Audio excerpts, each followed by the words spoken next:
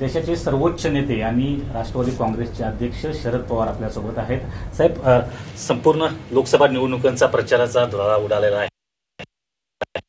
महाराष्ट्रात काही घडलं बिघडलं त्यानंतरची पहिली निवडणूक ही पाहायला मिळेल, कारण दोन पक्षातल्या फुटीनंतर आपण सामोरे जात आहात. कशा रीतीनं बघताय महाराष्ट्रातल्या सत्तेच्या राजकारणाकडे, आणि तुम्हाला काय वाटतं ह्या लोकसभा निवडणुकीच्या माध्यमातून महाविकास आघाडी पुन्हा बळकट होईल का? महाराष्ट्र फिरतोय, मी सध्या फिरतोय आणि लोकांशी बोलतोय, त्याच्यामध्ये मला असं दिसतं की आम्ही लोक एकत्रितपणानं, आम्ही याचा अर्थ काँग्रेस, राष्ट्रवादी काँग्रेस शरद पवार आणि शिवसेना उद्धव ठाकरे आणि काही पक्ष, डावे पक्ष, उदाहरणार्थ शेतकरी कामगार पक्ष, काही ठिकाणी अन्य डावे पक्ष, आम्ही सगळे एकत्रितपणानं जे निवडणूक करतोय, लोकांचं त्यांना समर्थन चांगलं मिळेल असं मला दिसतंय. हा ज्या महाराष्ट्रात त्यात एकंदर जागा आहेत 48, त्यातल्या बहुसंख्य जागा आमच्या या आघाडीला मिळतील असा चेन लोकांशी बोलल्याच्या नंतर मला महाराष्ट्रात दिसतो आणि ही तिथं आशादायक. ओके, भाजप म्हणते की देशभरातलं 400 पार आम्ही पार करू, परंतु तुमचं काय आकलन आहे हे संपूर्ण देशभराच्या संदर्भात? माझ्याकडे देशभराचं कधी मी सगळ्या राज्यात गेलो नाही, पण मी जे ऐकतो आमच्या कलिगच्याकडनं की हे 400, 350, 575 याला काही अर्थ नाही. लोक बदलाला अनुकूल व्हायला लागलेले आहेत. लोक मोदी यांच्या नेतृत्वाच्या संबंधीच्या त्यांच्या ज्या अपेक्षा होत्या त्या अपेक्षेचा फलरूप झालेला नाही. त्यांच्यात अस्वस्थता आहे आणि त्यामुळं त्यांना मागच्या निवडणुकीच्या काळात ज्या उमेदीनं, ज्या हेतूनं, उत्साहानं लोक होते, आज तेवढं तिथं दिसत. ओके, एकीकडे पंतप्रधान नरेंद्र मोदी बारामती येऊन मध्ये सांगतात की शरद पवार माझे गुरु आहेत, त्यांच्याकडून राजकारण शिकलो, आणि त्यांनीच आता पाहिलं गेलं तर पवार घराण्याची फूट आहे, त्याच्या मागचं कारण देखील कदाचित ते असतील. काय वाटतं?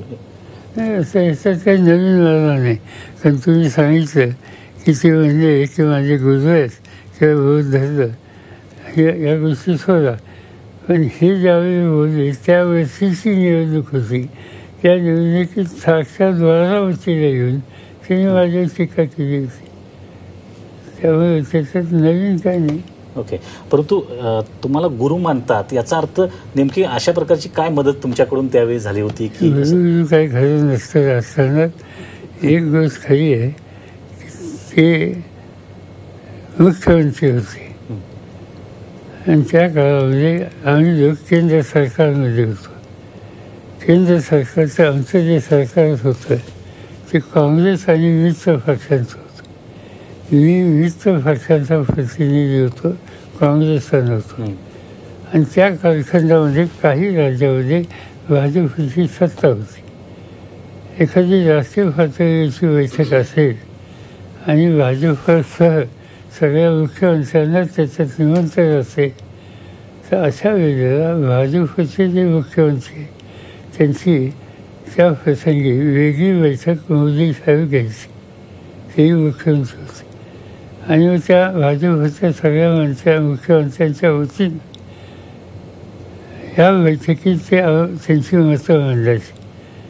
आणि ती मतं असताना त्यांनी मनमोहन सिंगांच्या अनेक वेळेला व्यक्तिगत शाब्दिक हल्ले केले आणि त्याच्यामुळे काँग्रेस पक्ष त्यांच्यावर नाराज असतात. त्यामुळे काँग्रेस पक्षाचे मुख्यमंत्री आणि मोदी साहेब यांच्यात एक प्रकारचा डायलॉग थांबला होता. माझ्याकडे शेती खातं होतं. शेती खात्याच्या मंत्र्याला राज्याच्या प्रत्येक मुख्यमंत्र्याला विश्वासात घेऊन राज्यात काम करावं लागतं. डायलॉग न ठेवून काम करणं शक्य नसतं. आणि म्हणून मी मनमोहन सिंगांची चर्चा करून मला गुजरातच्या शेतीचं धोरणसुद्धा दुरुस्त करायचं असेल, उत्पादन वाढीत गुजरातला आणि तिथल्या शेतकऱ्यांना सहभागी करून घ्यायचं असेल, तर गुजरात गव्हर्नमेंटशी मला डायलॉग करावाच लागेल. त्यांचे संबंध मधुर ठेवायचे असतील. मनमोहन सिंगांनी त्याला संमती दिली आणि त्या काळामध्ये गुजरातचे मुख्यमंत्री म्हणून मी सातत्यानं त्यांच्याशी आणि ते माझ्याशी डायलॉग करत होते.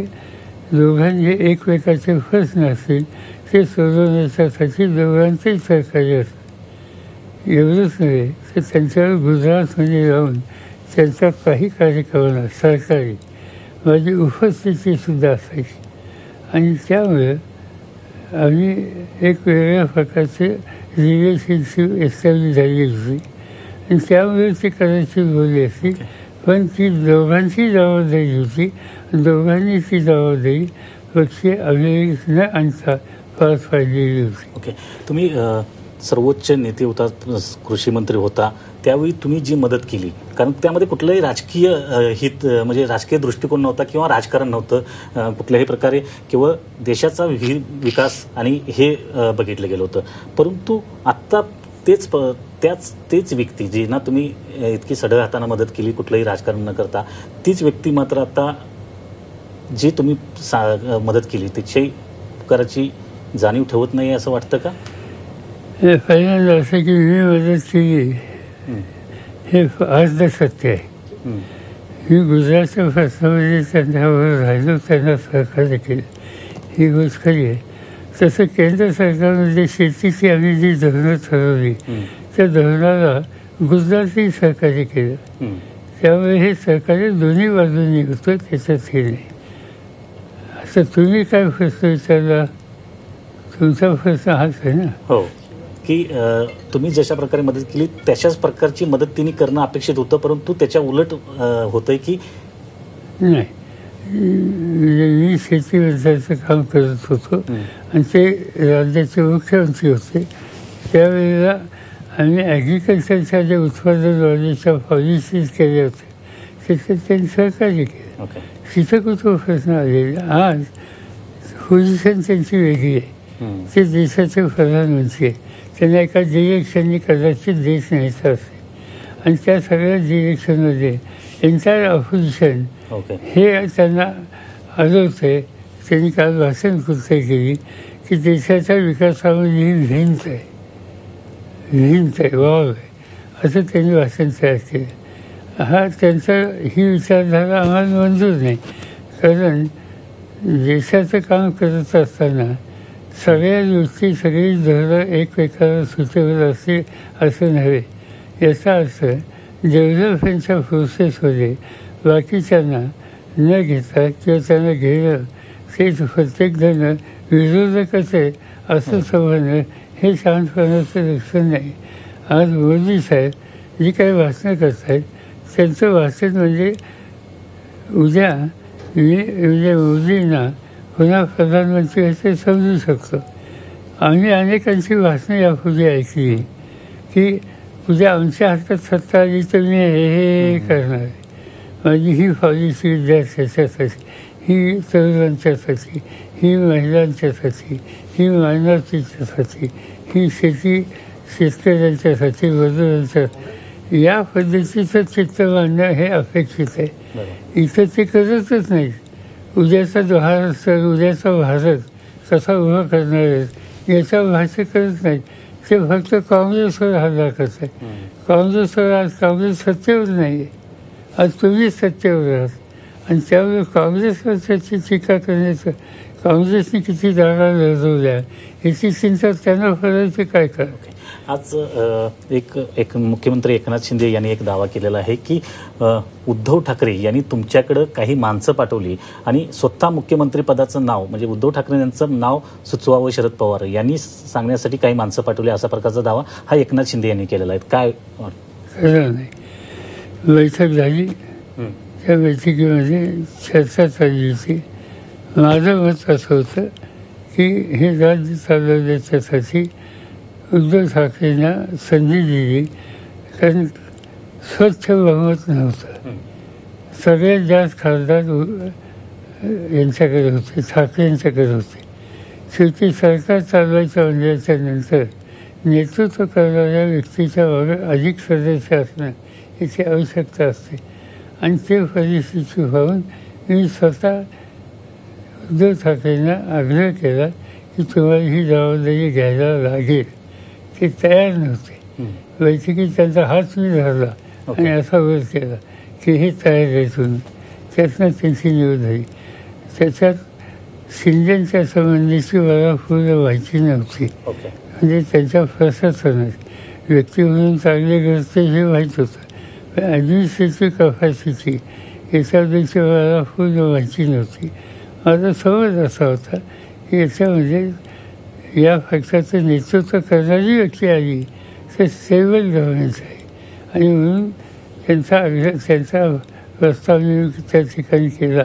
उद्धवताही गोष्ट खरी, पण याच्यात शिंदेच्या विरोधी माझ्या मनात काही नव्हतं. मग या सरकार पाडलं गेल्यानंतर वेगवेगळी वक्तव्य ही विरोधकाकडून आली, काही सत्ताधारीकडून सध्या येत आहेत. त्यामध्ये देवेंद्र फडणवीस म्हणतात की आम्हाला सरकार पाडायचं होतं, मला बदला घ्यायचा होता.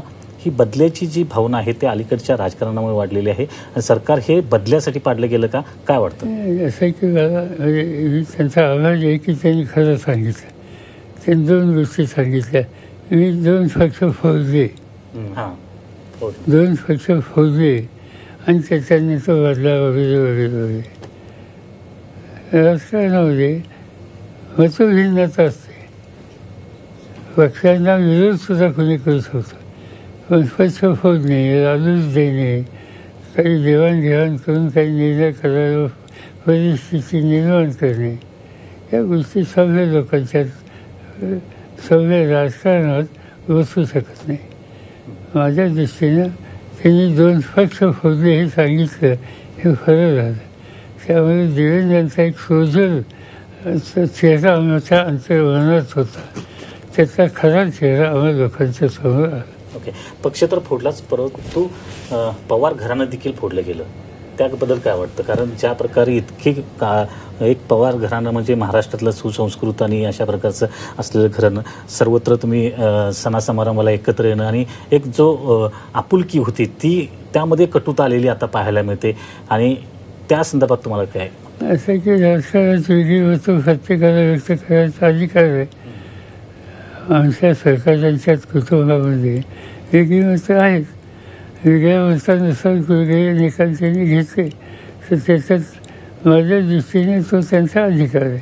फक्त एकच आहे की ज्यांनी हा निर्णय घेतला त्यांनी निवडणूक मागची जी लढवली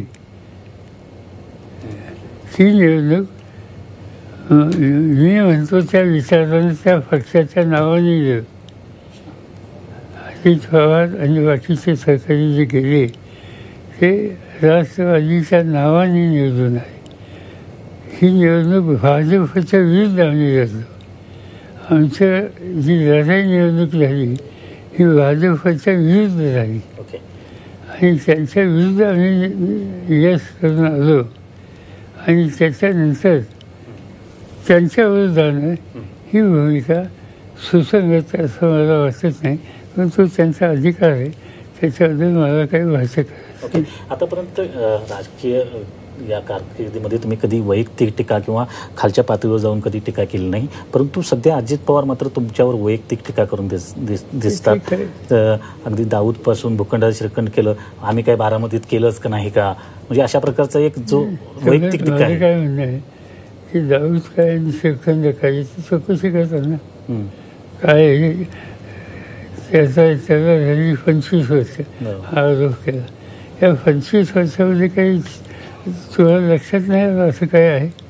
आणि मग असं असेल तर अशा लोकांचं तुम्ही 25-30 वर्ष काढली कशी? ओके, परंतु आपल्याला थोडंसं अजित पवारांना अगदी राजकारणात आणण्यापासून उपमुख्यमंत्रीपद आणि त्याच्या अगोदरची सर्व इतकी पदं दिल्यानंतर देखील एखादा आपल्या पुतण्या जो विरोधात जातो, नेमकं केवळ राजकारण आणि विचार म्हणून तिकडे गेलेले आहेत की दुसरं कुठलं कारण वाटतं? कारण सध्या ईडी, CBI इतर सगळी कारणं वाटतात. सगळं जगलेलं त्याच्या चौकशाचं होतच होतं. त्याच्यासाठी तासन तास त्यांना बसावं लागलं होतं. आणि मला स्वतः आमच्या पक्षातले काही लोक जे तिकडे गेले ते येऊन स्वतः भेटलेले होते. की जे तिकडे गेले ते लोक सतत मला सांगत होते की भाजपवर चला, नाही गेलं तर आम्हाला त्रास होईल, आमच्या विरुद्ध चौकशाचे होतील त्या अडचणीत आहेत, आम्हाला तुरुंगात जायचं नाही, त्यासाठी तुम्ही निर्णय घ्या. हा आग्रह आमच्या काही सहकाऱ्यांनी केला होता. याचा अर्थ त्यांच्यासोबत काहीतरी समस्या असावी आणि त्या समस्येला त्यांना पर्याय त्यांच्यावर जाणं हाच असेल. तो मला स्वतःला पसंत नव्हता. ज्याला चिंता असेल त्यांनी जावं, मी काय जाणार नाही, कारण माझे हात कुठे अडकले नाही. ओके. बारामतीमध्ये सध्या लेख एकीकडे उभे आहे, सून एकीकडे उभं आहे. थोडंसं तुमचं मध्यंतरी एक काही वाक्याचं प्रेझेंटेशन वेगळं करण्यात आलं माध्यमामधून, असं तुमचं एक नंतर सांगितलं गेलं की सून ही बाहेरची आहे, लेख घरची आहे.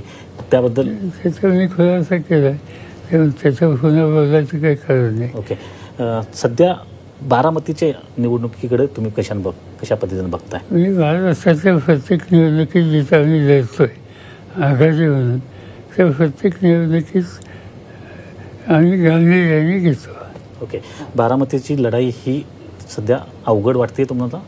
तर बघायचं मतदारांच्यावर आहे, ते काय करतील, त्यांना योग्य असतील ते करतील. ओके. एकंदरीत सध्याचं राजकारण हे पूर्ण ढवळून निघालेलं आहे, सगळं झालेलं आहे.